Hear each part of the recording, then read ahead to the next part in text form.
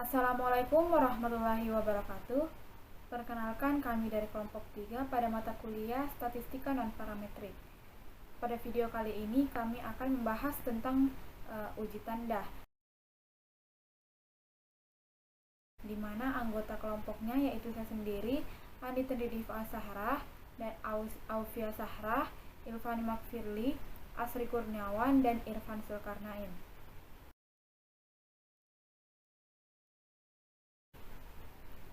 Pada materi uji tanda, kami akan menjelaskan tentang pengenalan uji tanda, langkah-langkah, uji tanda 1 sampel, uji tanda 2 sampel, dan contoh kasusnya.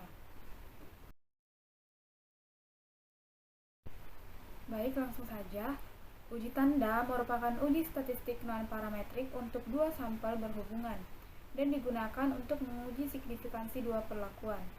Uji ini memerlukan kondisi bahwa pasangan subjek yang bersesuaian memiliki 2 nilai atau skor. Perbedaan nilai atau skor pada kedua kondisi tersebut ditandai dengan tanda positif atau negatif. Uji ini didasarkan pada tanda dari perbedaan 2 kondisi pengukuran subjek yang saling berhubungan. Uji tanda menggunakan data berskala ordinal. Uji ini dinamakan uji tanda karena data yang dianalisis dinyatakan dalam bentuk tanda-tanda, yaitu tanda positif dan negatif. Jadi, dalam hal ini tidak menyatakan berapa pengaruhnya secara kuantitatif, tetapi hanya pernyataan mempunyai pengaruh positif atau negatif. Pengukuran pada 2 kondisi ini yang menyebabkan uji tanda termasuk dalam golongan uji untuk 2 sampel berpasangan. Subjek atau responden diambil secara acak dari populasinya. Uji tanda sangat bermanfaat untuk penelitian yang variabel penelitiannya sulit untuk diukur dengan tepat.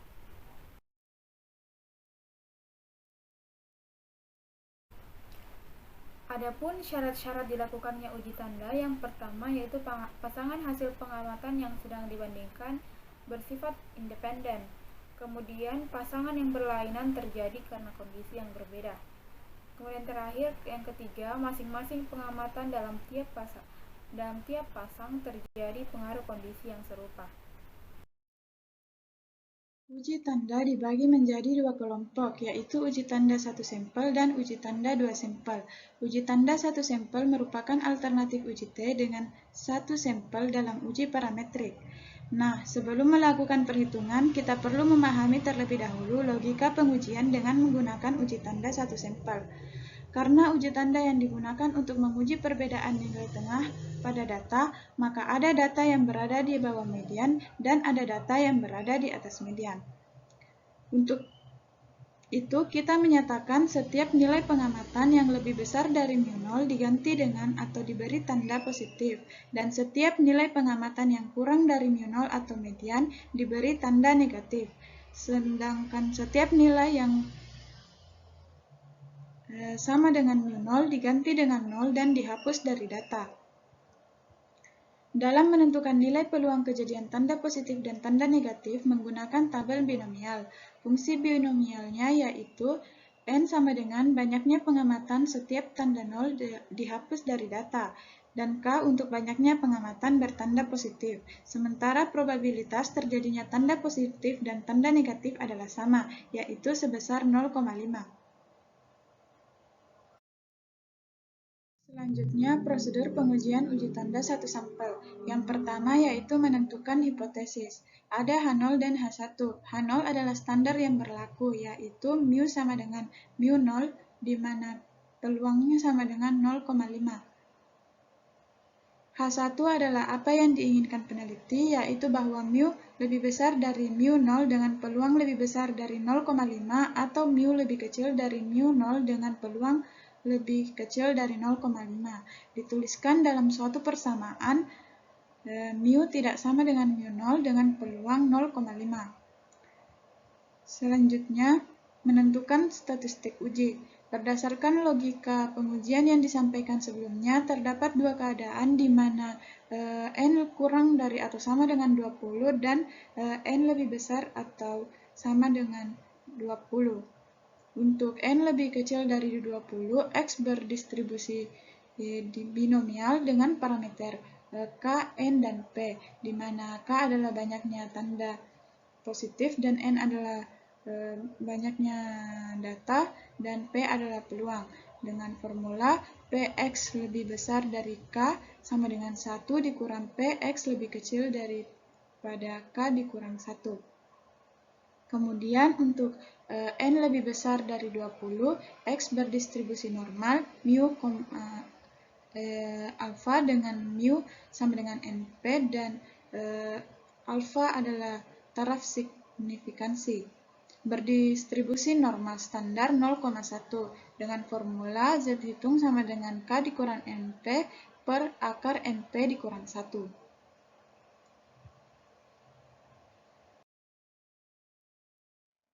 Selanjutnya, menentukan daerah kritis juga terbagi dalam dua kondisi di mana N kurang dari 20 dan N besar dari 20. Untuk daerah kritis yang N dengan N kurang dari 20 yaitu H1 mu tidak sama dengan mu 0 dengan daerah penolakan H0 P hitung kurang dari alfa per 2 atau P hitung lebih besar dari 1 dikurang alfa per 2. Kemudian mu lebih besar dari mu 0 dengan daerah penolakan H0 P hitung kurang dari alfa. Adapun H1 mu tidak sama dengan 0, daerah penolakan H0 P hitung kurang dari alfa per 2 atau P hitung lebih besar dari 1 dikurang alfa. Sementara daerah kritis untuk N lebih besar dari 20 yaitu H1 mu mu tidak sama dengan mu 0 dengan daerah penolakan H0 yaitu Z hitung kurang dari minus Z hitung alfa per 2 atau Z hitung lebih besar dari Z alfa per 2. Kemudian H1 mu lebih besar dari mu 0 dengan daerah penolakan H0 Z hitung kurang dari minus Z alfa. Kemudian H1 mu kurang dari mu 0 dengan daerah penolakan H0 Z hitung lebih besar dari Z alfa. Daerah kritis tersebut akan digunakan sebagai kaidah dalam pengambilan keputusan.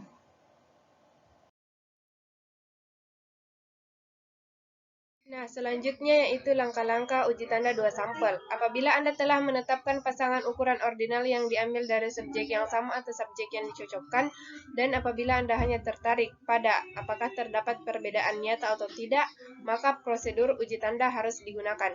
Prosedur uji tanda didasarkan pada tanda negatif atau positif dari perbedaan antara pasangan data ordinal. Pada hakikatnya, pengujian ini hanya memperhatikan arah perbedaan dan bukan besarnya perbedaan tersebut. Adapun langkah-langkah untuk uji tanda yaitu yang pertama merumuskan hipotesis. H0 sama dengan probabilitas terjadinya tanda positif dan probabilitas terjadinya tanda negatif adalah sama. H1 probabilitas terjadinya tanda positif dan probabilitas terjadinya tanda negatif adalah berbeda. Yang kedua yaitu menentukan tingkat signifikansi alfa. Pengujian dapat dilakukan satu arah ataupun dua arah. Yang ketiga yaitu menentukan kriteria pengujian atau kriteria penolakan penerimaan hipotesis. Yang pertama yaitu pengujian satu arah. H0 diterima apabila alfa kurang dari atau sama dengan probabilitas hasil sampel. H0 ditolak apabila alfa lebih besar dari probabilitas hasil sampel. Yang kedua yaitu pengujian dua arah. H0 diterima apabila alfa kurang dari atau sama dengan 2 kali probabilitas hasil sampel. H0 ditolak apabila alfa lebih besar dari 2 kali probabilitas hasil sampel. Yang keempat yaitu menghitung nilai uji statistik. Nilai uji statistik merupakan nilai dari probabilitas hasil sampel. Dapat dilihat pada tabel probabilitas binomial dengan N, R tertentu, dan P sama dengan 0,5, di mana R jumlah tanda yang terkecil. Selanjutnya yang terakhir yaitu membuat kesimpulan dari hasil yang kita dapat tadi. Dapat disimpulkan apakah H0 diterima atau ditolak.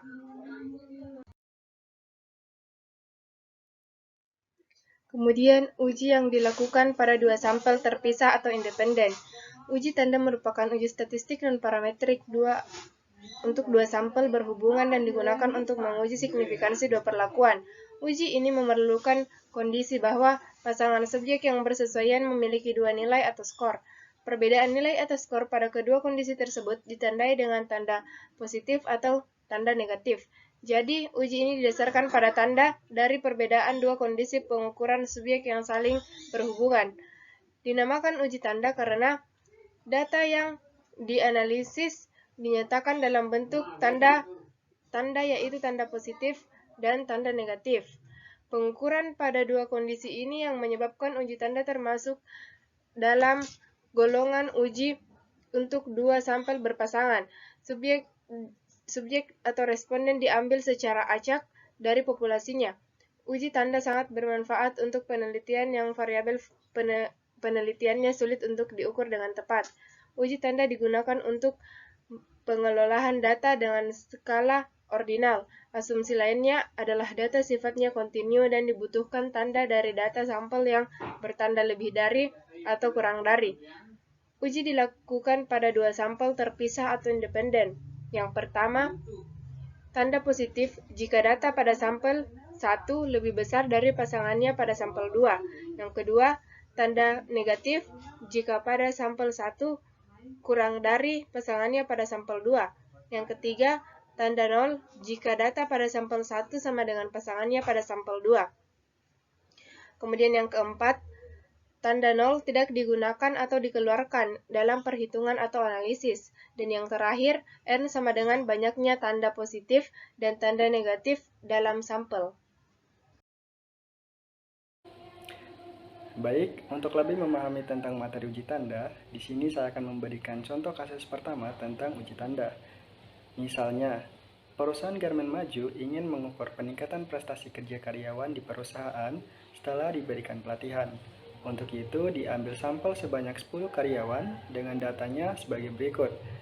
Seperti yang teman-teman lihat pada tabel di samping, yaitu terdapat kolom karyawan yang dimana berisi jumlah karyawan yang dijadikan sebagai sampel. Kemudian ada kolom nilai yang dimana dibagi menjadi dua, ada nilai sebelum diberikannya pelatihan dan nilai sesudah diberikannya pelatihan. Dan kolom terakhir yaitu nilai sesudah diberikan pelatihan dikurang dengan nilai sebelum diberikannya pelatihan. Hipotesis ujinya, hipotesis 0 yaitu peluang sama dengan 0,5 atau tidak ada peningkatan prestasi kerja. Dan hipotesis alternatifnya atau H1-nya yaitu peluang tidak sama dengan 0,5 atau adanya peningkatan prestasi kerja. Untuk taraf nyatanya atau taraf signifikannya yaitu alfa sama dengan 5% sama dengan 0,05. Kemudian untuk kriteria pengujiannya, hipotesis 0 diterima apabila probabilitas hasil sampelnya lebih besar sama dengan 0,5 dan hipotesis 0 ditolak apabila hasil sampelnya kurang dari 0,05. Perhitungan nilai uji statistik. Jumlah sampel N sama dengan 10. Jenis tanda yang memiliki nilai terkecil adalah negatif sebanyak R sama dengan 4. Peluang yang diujikan sebesar P sama dengan 0,5. Sehingga probabilitas X sama dengan 12 kombinasi X dikali 1/2 pangkat X, yang dimana X adalah nilai frekuensi terkecil dari dua kategori, dikali 1/2 pangkat N kurang X, yang dimana N ini adalah jumlah sampel, sama dengan 12 kombinasi X dikali 1/2 pangkat X dikali 1/2 pangkat 10 kurang X sama dengan 12 kombinasi X dikali 1/2 pangkat 10. Jadi probabilitas hasil sampelnya sama dengan probabilitas 0 ditambah probabilitas 1 ditambah probabilitas 2 ditambah probabilitas 3 ditambah probabilitas 4. Kemudian kita masukkan nilai dari probabilitas tersebut sehingga didapatlah 0,3769. Kemudian uji pendekatan normal. Di sini kita menggunakan rumus Z sama dengan X dikurang NP per akar NP dikurang 1, di mana X sama dengan X ditambah 0,5 digunakan pada kondisi terkecil, misal 4, atau tanda min. Kemudian X sama dengan X dikurang 0,5 digunakan pada kondisi terbesar, misal 10, atau tanda positif. Sehingga Z sama dengan 4 ditambah 0,5 dikurang 10 dikali 0,5 per akar 10 dikali 0,5 dikurang 1 sama dengan min 0,3162. Karena nilai yang didapatkan yaitu min 0,3162 berada di antara min 1,96 dan 1,96, maka kita menerima hipotesis 0. Probabilitas Z kurang dari sama dengan min 0,3162 sama dengan 0,3162. Karena uji dua arah, maka menjadi 0,3162 dikali 2 sama dengan 0,756. Jadi kesimpulannya yaitu karena alfa sama dengan 0,05 kurang dari probabilitas hasil sampel sama dengan 0,3769, maka hipotesis 0 diterima. Jadi tidak ada peningkatan prestasi kerja setelah diberikannya pelatihan. Nah, untuk mengetahui lebih lanjut tentang materi uji tanda, di sini saya akan menjelaskan contoh kasus kedua. Sebuah sekolah ingin mengukur perbedaan kinerja guru sebelum dengan sesudah diterapkan program pemberian insentif tambahan. Penelitian dilakukan kepada 10 guru. Asumsinya bahwa akan ada kenaikan kinerja setelah program diterapkan. Data yang diperoleh dari hasil tes kinerja adalah sebagai berikut. Nah, dapat dilihat terdapat 10 pasangan untuk data program pemberian insentif tambahan. Nah, untuk langkah awal untuk pengerjaan contoh kasus ini, pertama kita memberikan tanda untuk kedua pasangan tersebut, di mana untuk memberikan tanda, jika kita perhatikan kedua pasangan tersebut jika mengalami kenaikan terhadap data pertama dengan data kedua, maka kita memberikan tanda positif. Nah, jika mengalami penurunan dari data pertama ke data kedua, yaitu kita memberikan nilai negatif. Sedangkan untuk data yang tidak mengalami penurunan atau peningkatan, kita memberikan tanda 0. Nah, dari tabel dapat diketahui bahwa terdapat 7 tanda positif dan 3 untuk tanda negatif. Nah, setelah itu kita memberikan hipotesis untuk data tersebut, di mana H0 tidak ada peningkatan mutu kerja setelah program pemberian insentif, dan HA atau H1 yaitu ada peningkatan mutu kerja setelah program pemberian insentif. Nah, kemudian taraf signifikannya yaitu ada 0,05. Kemudian kita memakai kriteria penguji yaitu penguji satu sisi atau satu arah. Nah, di mana H0 itu diterima jika 0,05 itu lebih kecil dari probabilitas hasil sampel, dan H0 ditolak jika 0,05 itu lebih besar dari probabilitas hasil sampel. Kemudian langkah selanjutnya yaitu menentukan nilai X, N, dan P. Untuk nilai X yaitu jumlah tanda paling sedikit, di mana kita lihat pada tabel tersebut terdapat 3 tanda paling sedikit, yaitu tanda minus. Jadi kita ambil X-nya yaitu sama dengan 3. Kemudian untuk N-nya yaitu jumlah sampel yang akan dianalisis, yaitu tanda positif dan tanda negatif. Jika terdapat data yang memiliki tanda 0, maka kita tidak ikut sertakan dalam nilai N tersebut. Nah, untuk nilai P-nya yaitu 0,5. Karena nilai N-nya sama dengan 10, maka akan digunakan prinsip-prinsip distribusi binomial, di mana untuk penentuan nilai probabilitas kumulatif atau PX, kita dapat melakukan 2 cara, yaitu dengan cara rumus binomial atau menggunakan tabel binomial. Nah, karena di sini saya akan menggunakan cara dengan tabel binomial. Nah, dapat dilihat karena nilai X-nya yaitu sama dengan 3 dan N-nya sama dengan 10, berdasarkan tabel binomial tersebut diperoleh nilai probabilitas kumulatifnya yaitu 0,1719. Nah, dengan pengujian hipotesis dengan kriteria H0 diterima jika 0,05 itu lebih kecil dari probabilitas hasil sampel, dan H0 ditolak jika 0,05 itu lebih besar dari probabilitas hasil sampel, maka terbukti 0,05 itu lebih kecil dari 0,1719 atau nilai probabilitas kumulatifnya. Maka dapat disimpulkan bahwa H0 itu diterima, artinya tidak ada peningkatan kinerja guru setelah diterapkannya program pemberian insentif tambahan.